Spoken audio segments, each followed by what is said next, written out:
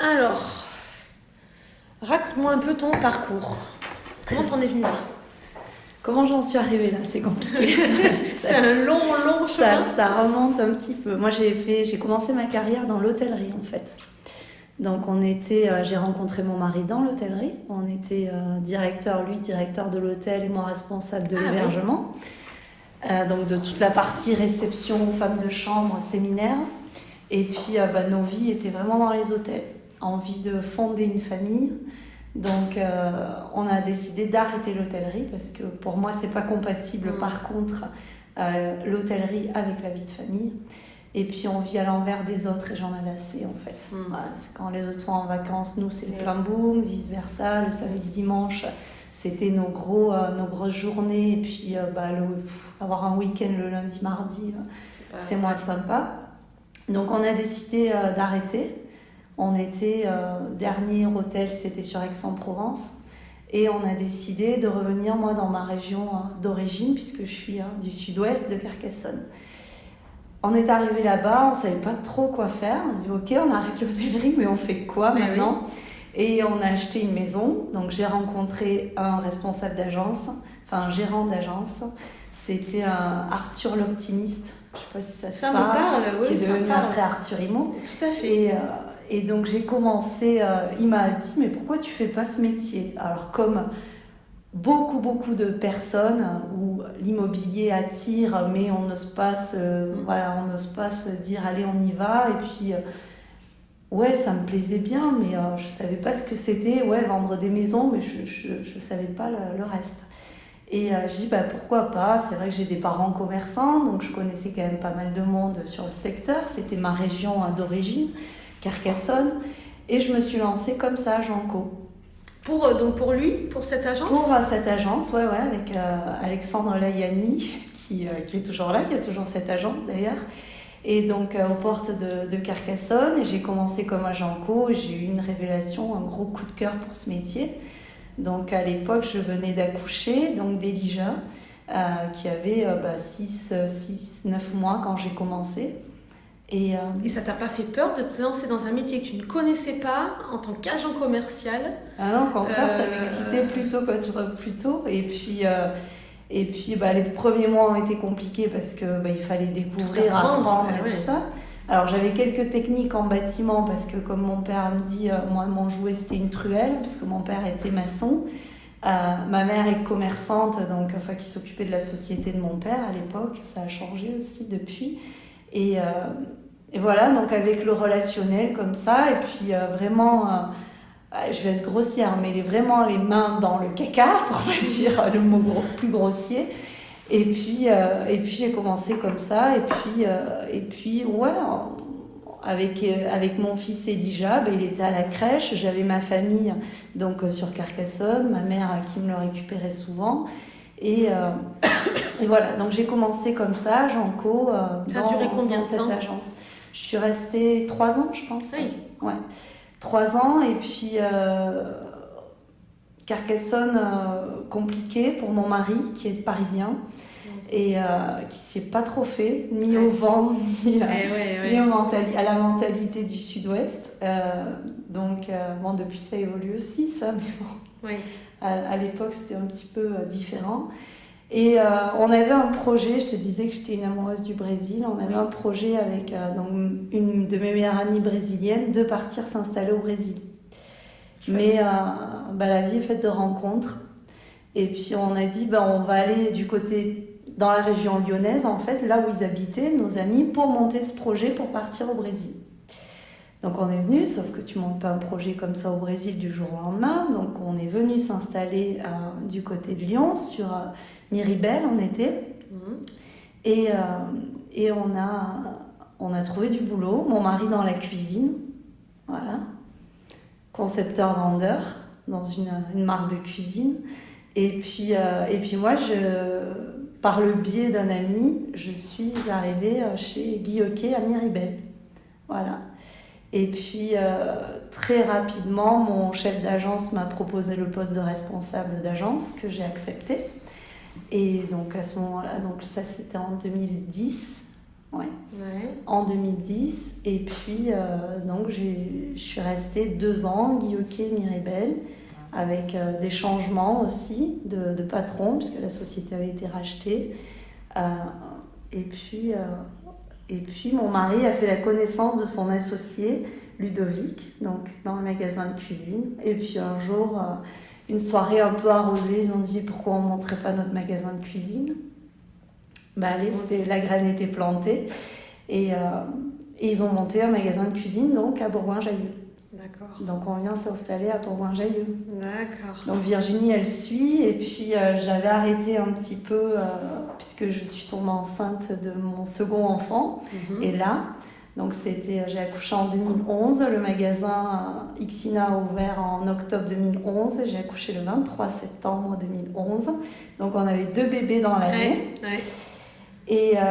Et puis au bout d'un moment, Virginie restait à la maison, c'est pas possible, quoi. Ouais.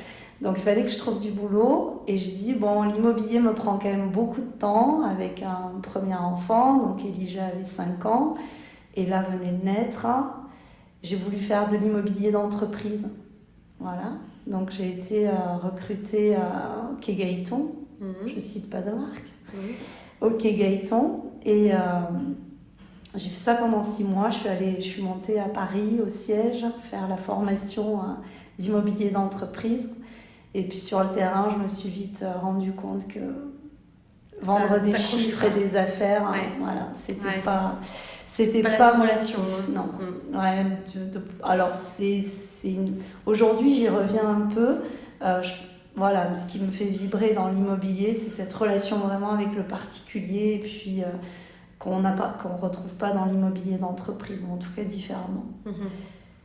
Donc je suis allée passer un entretien pour retourner dans l'immobilier classique, dans une enseigne qui est concurrente aujourd'hui à la mienne. Et au fur et à mesure de l'entretien, alors mon mari me poussait un peu, me disait peut-être tu vas monter ton agence et tout ça. Je dis non, je suis pas prête, j'avais plein d'appréhension, plein de... C'est normal. Voilà, j'étais... non, je ne le sentais pas vraiment, parce que je me disais non mais c'est trop de travail avec 2 enfants et tout ça, je me sentais pas capable. Et au fur et à mesure de cet entretien qui s'est très très bien passé, j'ai dû y rester 2 heures. À la fin de l'entretien, j'ai remercié mon interlocutrice, ma recruteuse. Je suis sortie de l'entretien et j'ai appelé mon mari en me disant c'est bon, je suis prête. Alors, c'est drôle.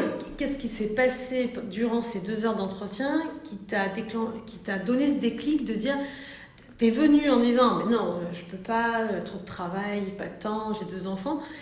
T'en es ressortie en disant non, si, il faut que je le fasse. Qu'est-ce qui a fait ce déclic en toi ? Le déclic, c'était vraiment le poste qu'elle décrivait, que je connaissais parfaitement sur le bout des doigts. J'ai dit, ouais, je vais le faire, mais pour moi, à ma façon. Ouais. Elle m'expliquait comment elle manageait ces personnes. J'étais pas forcément d'accord avec son management qui était propre à elle, évidemment. Bien sûr.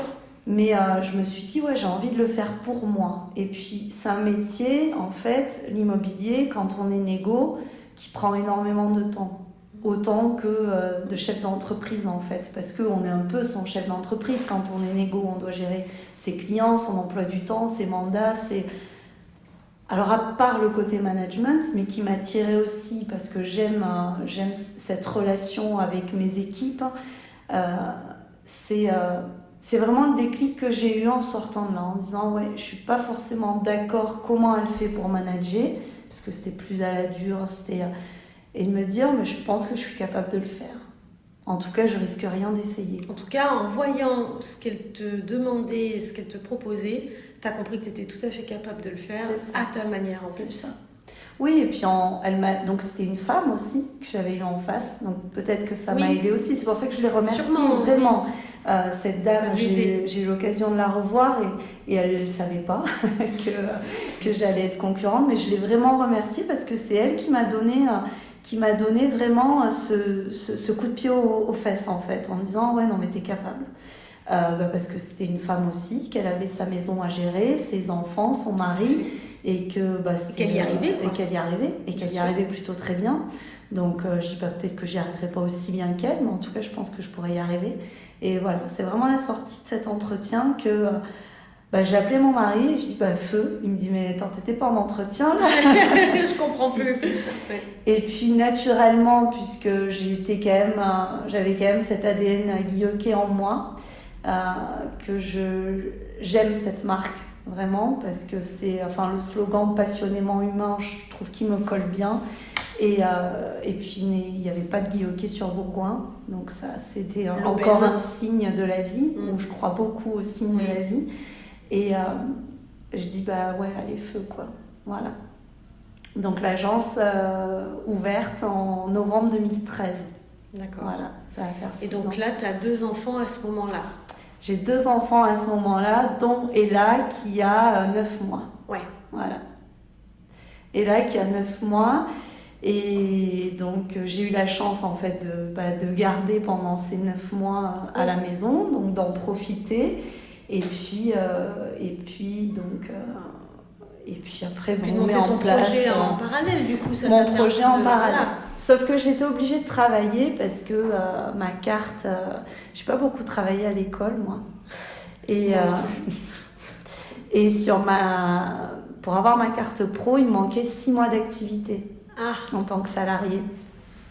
Donc j'ai fait appel à l'agence Guy-Hockey de Saint-Bonnet qui m'a pris pendant 6 mois. Elle me dit si tu fais ça, si tu fais quelques ventes, c'est que du bénéf. Et puis voilà. Et puis j'ai pu monter mon projet à côté tout en bossant donc à l'agence avec Pascal. Ouais, c'était chouette. Bien.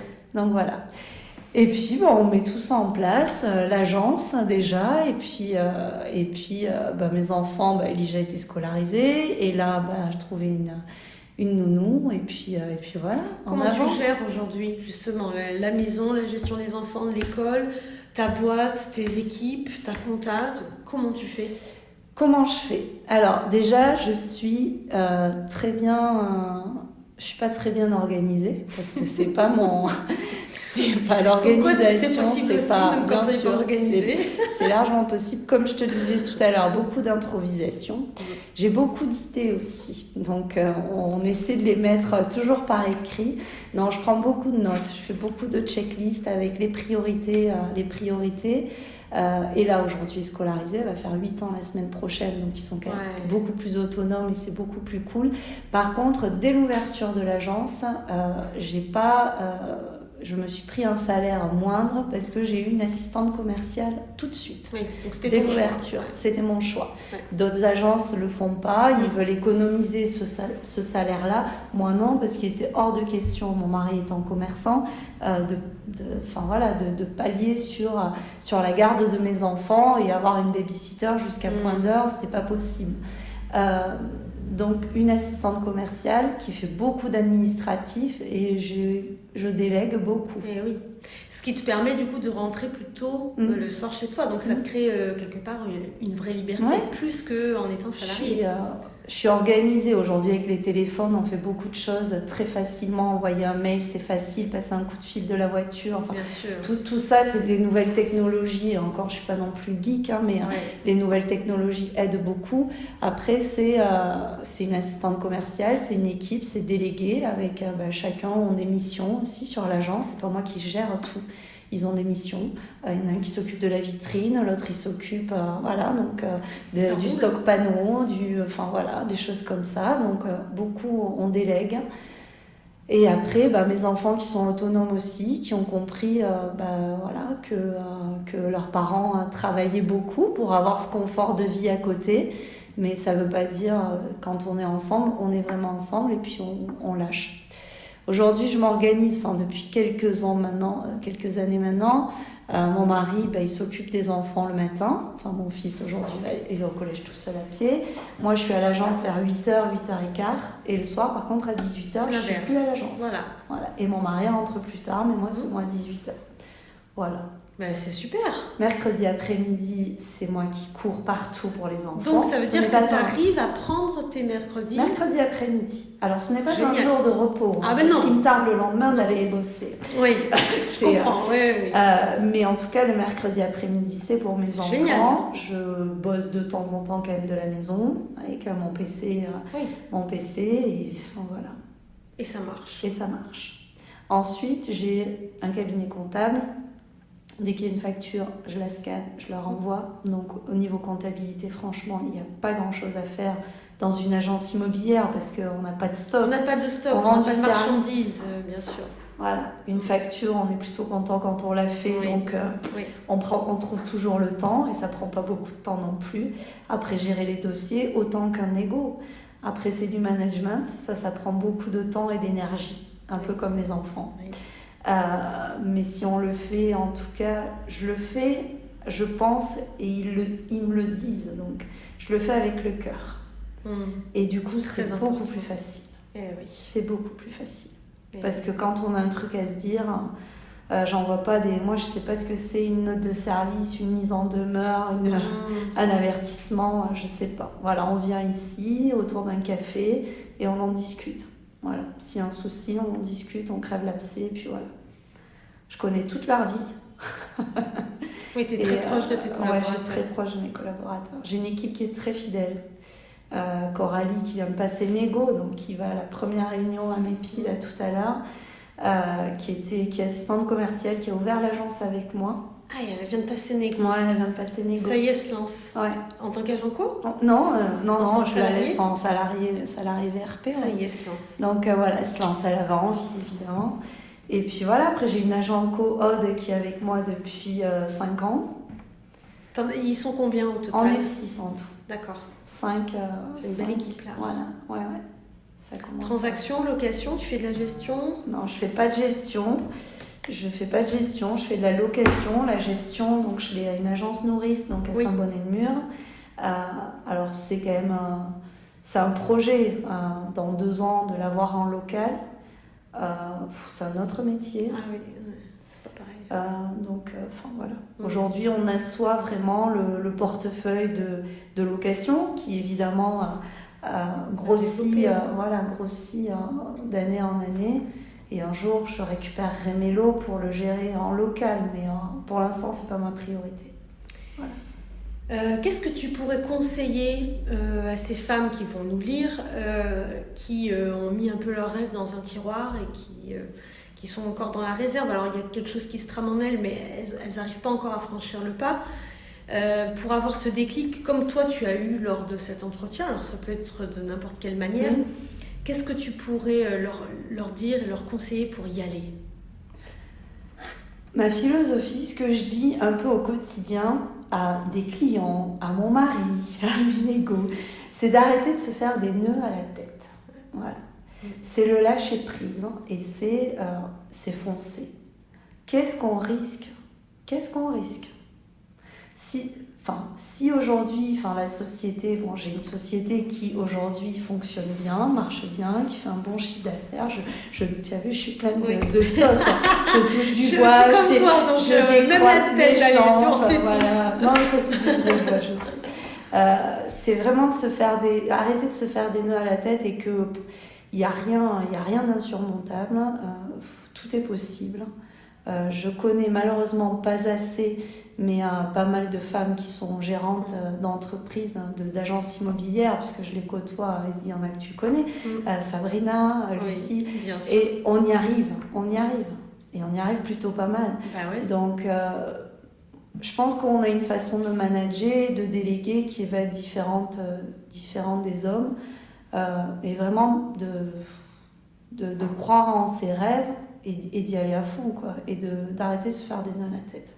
Oui, parce que les plus grands freins et les plus grandes barrières, c'est ceux et celles qu'on s'inflige. Exactement. Parce qu'on n'a plus d'excuses aujourd'hui de ne pas pouvoir se lancer, parce qu'il y a beaucoup plus d'aide. Moi, je me suis montée il y a 7 ans, alors ça ne semble pas si vieux, mais apparemment, les choses ont énormément évolué, puisque aujourd'hui, pour se lancer en étant femme, il y a plein d'aides. Que moi, ça n'existait pas, même quand toi, tu t'es montée, ça n'existait pas non plus. Et qui aujourd'hui sont encore des leviers pour inciter les femmes. Il y a des prêts bancaires pour les femmes, il y a des groupes de chefs d'entreprise pour les femmes. On est totalement égal à l'homme. Exactement, il n'y a pas de sujet. On se mettrait, il n'y a pas de sujet là-dessus, évidemment. Je dirais même que moi, aujourd'hui, j'ai plus de liberté en étant chef d'entreprise que négociatrice et devoir des comptes à son patron ou à sa patronne. Parce que je fais ce que je veux, déjà. Il n'y aura qu'à moi que je m'en prendrai s'il y a quelque chose qui est mal fait. Donc c'est quand même plus de liberté de se dire je peux bosser à la maison, je peux partir quand je veux, je peux faire ce que je veux, évidemment avec sa conscience professionnelle et sa conscience, mais oui, aujourd'hui moi je me sens plus libre. Et quand je vois tout mon cercle d'amis qui sont des femmes et j'en ai des chefs d'entreprise, il y en a mes meilleures amies qui est instite, mais une très bonne instite qui bosse beaucoup chez elle pour préparer ses cours et tout, elle bosse autant que moi, quoi. Elle bosse autant que moi. Donc, et elles ont quand on est même salarié dans des grosses boîtes. J'ai une amie qui bosse chez HP, qui est pressée comme un citron. Je me sens même plus cool. Alors évidemment, on a la pression du banquier, de la trésor et tout ça, qui est une grosse pression, la trésor. Mais elle, je pense qu'elle a plus de pression que moi. Voilà. C'est pas la même. C'est pas la même. Ouais. C'est voilà. Donc, si je conclue tes dires, pour un moment, tu retourneras en arrière, ni dans l'hôtellerie, ni dans le salariat. Non. Peut-être dans 10-15 ans, je me verrai bien brocanteuse. Ah ouais, c'est une idée, j'y ai pensé, moi aussi, j'aime bien. Ouais. J'adore chiner, donc j'adore tout ça. C'est un peu mon échappatoire, ça. Ouais. Donc voilà, il faut ne pas oublier en tant que femme, mais un homme c'est pareil, ne pas oublier d'avoir des moments à soi. Voilà, pour du sport, pour des sorties copines, pour n'importe quoi, mais avoir gardé ces moments à soi. Et c'est pas parce qu'on est chef d'entreprise qu'on met une croix sur tout ça, pas du tout, bien au contraire. Ça nous permet de connaître encore plus le monde aussi quand on est déjà dans l'immobilier, mais en plus chef d'entreprise. Donc voilà, non, mesdames, n'ayez pas peur, allez-y, foncez. Et plus on sera de femmes dans l'immobilier, mieux ce sera géré. Parce que je ne vais pas faire une généralité ou je ne vais pas faire pas du tout de féminisme, mais je pense qu'on fait très très bien ce métier. Oui. Voilà. Oui, et j'en parlais encore avec une autre femme hier, où on n'est pas dans le concours d'ego, on n'est pas dans celui qui fait pipi plus loin, quoi. Donc il n'y a pas ça. La femme, elle le fait par investissement, pas par ambition. Et c'est là toute la différence. Exactement. Je rebondis là-dessus où la première année, quand j'ai ouvert, au bout de 18 mois, je me suis perdue un petit peu parce que je cherchais le chiffre. Aux dépens de... Il faut bien se dire un truc, on n'est pas des Wonder Woman. Non. C'est très compliqué, il faut pas non plus voiler la face, c'est très compliqué d'exceller professionnellement et d'exceller personnellement. En tout cas, moi, j'y arrive pas.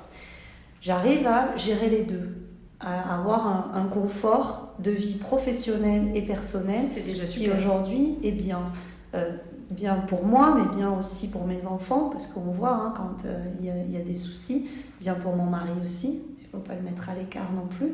Donc aujourd'hui, on arrive à avoir une stabilité de famille et professionnelle qui est bien. Au bout de 18 mois d'activité, je me suis dit, mais attends, quel est ton objectif? Quelle est ton ambition? Je ne veux pas avoir une agence qui fasse 2 millions de chiffre d'affaires. Je ne veux pas ça. Je veux juste bien en vivre, que mes négos en vivent bien, voilà, et que la société, évidemment, soit prospère et que... Soit sur la durée. Et que soit sur la durée. Mais je n'ai pas une ambition d'une agence à 2 millions de chiffre d'affaires. Une fois que j'étais claire avec ça, ça a roulé.